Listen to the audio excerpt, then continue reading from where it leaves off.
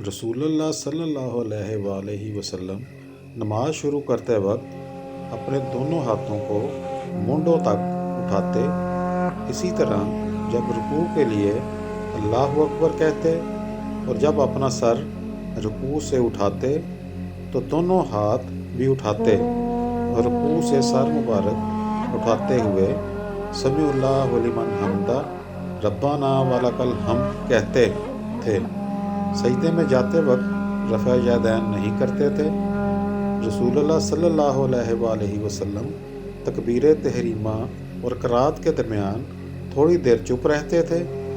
अबू ज़रा ने कहा, मैं समझता हूँ अबू हुरैरा रज़ियल्लाहु अन्हा ने यूँ कहा, या रसूलल्लाह, आप पर मेरे माँ बाप फ़िदा हों, आप इस तकबीर और क़रात के दरमियान की खामोशी के बीच में क्या पढ़ते हैं?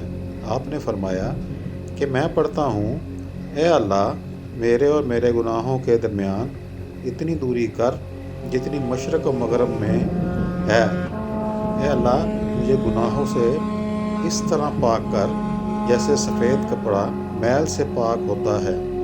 ए अल्लाह, मेरे गुनाहों को पानी और ओले से धो डाल।